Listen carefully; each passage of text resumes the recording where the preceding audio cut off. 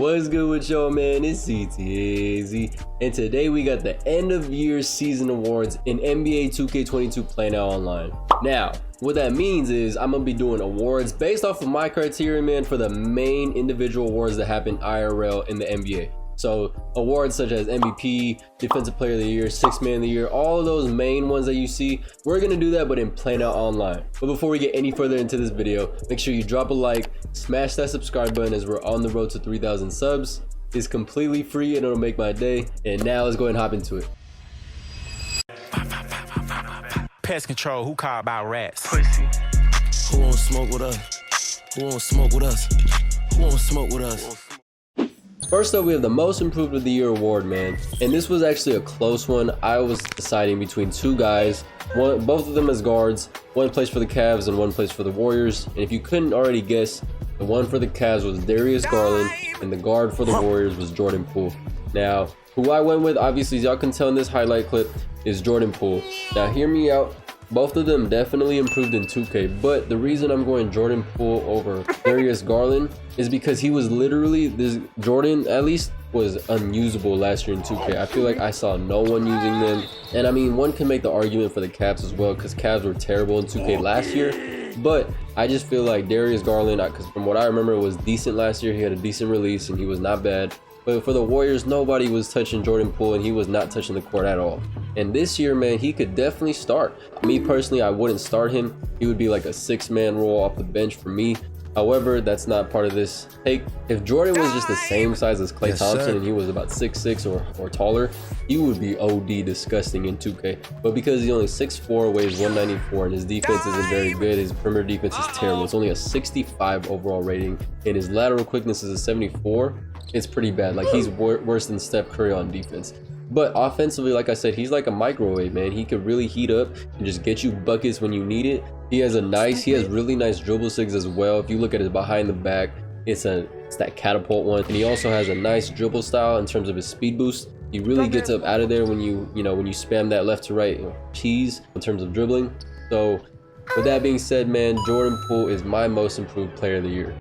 Next up, we have the Sixth Man of the Year award, and all of this entails for me was the best player in 2K22 PlayNow Online that came off the bench, that did not start in any, or was not part of any, default starting lineup. I didn't really have anyone that came close to this guy, maybe besides Bobo, but Bobo was injured all year, so I didn't want to put him in there. So I have Rudy Gay of the Utah Jazz, man. Now hear me out. Obviously, in real life, this dude is not as good as he once was.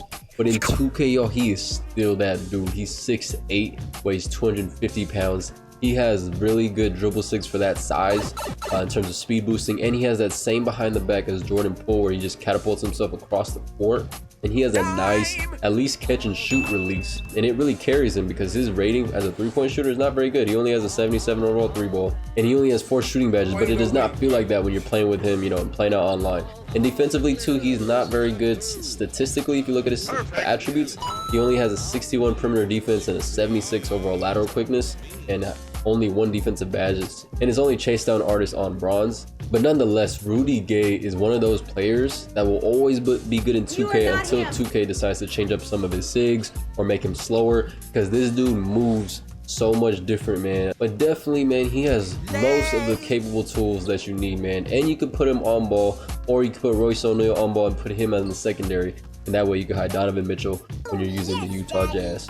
Next up, we have the Rookie of the Year award, and in my opinion, that's gonna have to go to Evan Mobley, man. 6'11" Evan Mobley of the Cleveland Cavaliers. He weighs 215 pounds, and like I said, he's 6'11". So if y'all know his build is so nice in 2K. And on top of that, he can stretch the floor, y'all. In a catch and shoot situation, he does need some time though, because his release takes kind of a bit of a time to get up there.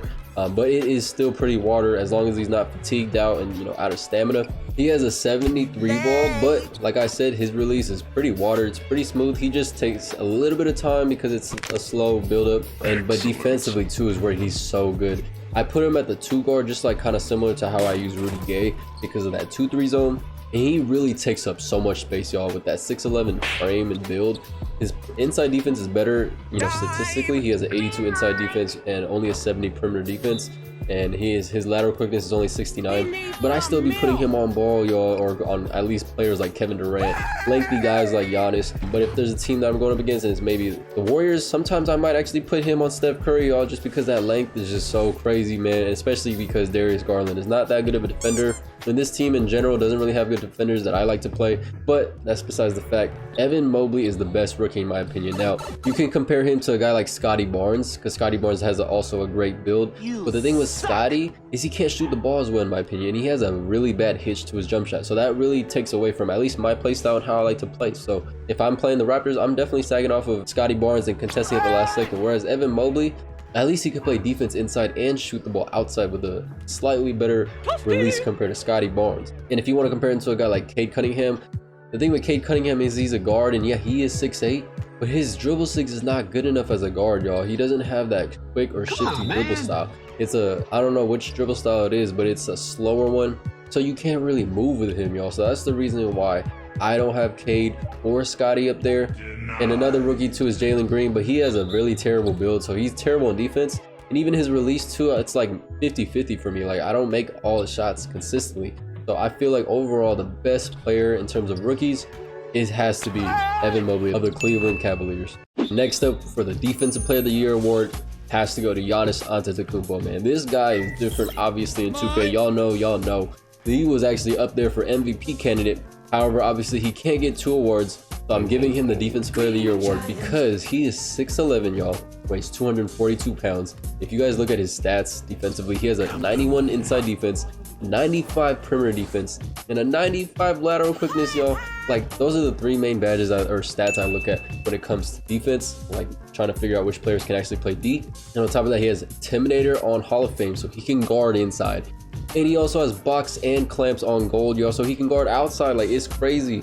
I compared his stats and badges to Kawhi's, and it doesn't necessarily blow it out the water, but he has more badges and a higher rating in all 3 departments of inside defense, perimeter defense, and lateral quickness, y'all. So it's just crazy. And on top of that, his build is way crazier compared to Kawhi's. Now, Kawhi might be able to like feel a lot smoother in terms of player build because of his, you know, he's 6'8", whereas Giannis is 6'11", and in 2K this year they don't move as smooth. But we're not talking about offense, y'all. On defense, this guy could literally guard 1 through 5. Kawhi can guard most 1 through 5s, but if you're going up against a team like the classic Houston Rockets with Yao Ming, or just someone that paint matches inside, I feel like Kawhi might not be able to get that job done inside, whereas Giannis can definitely guard a guy like Steph or a guy like Yao Ming because he's 6'11", whereas Kawhi is only 6'8", y'all. So with that being said, man, Giannis Antetokounmpo is the best defensive player of the year in NBA 2K22 PlayNow Online this year. All right, last but not least, we have the MVP award, man. Please give me a drum roll. And it's Steph Curry, y'all. I'm sorry, but the 3 is just worth more than the 2. I was going to, tossing and turning between guys like KD, Giannis, and LeBron. Giannis was already out because I had to give him Defensive Player of the Year award. LeBron's dribble 6 is not very good, so you can't really create with him other than going to the rim, which is predictable. And so that leaves it between KD and Steph, man. But I just feel like Steph is just OD in terms of his 3-point efficiency. Like, you don't have to be able to shoot very well. And all you gotta do is turn off your meter and be able to hit slightlies, and he will make 90% of them. And all you gotta do is be able to learn how to speed boost in 2K, at least of this year, and you'd be fine in running around on screens. I don't know about next year, but this year, y'all, Steph Curry is still cheesy, man. You could left-right dribble cheese, speed boost your way around screens, and just get open shots. And on top of that, his team makes him even way better because you have shooters all around him, besides maybe Draymond. So they space the floor where you have to really just have a single coverage on him, and if you don't, Steph Curry, you could obviously pass out and just hit a 3.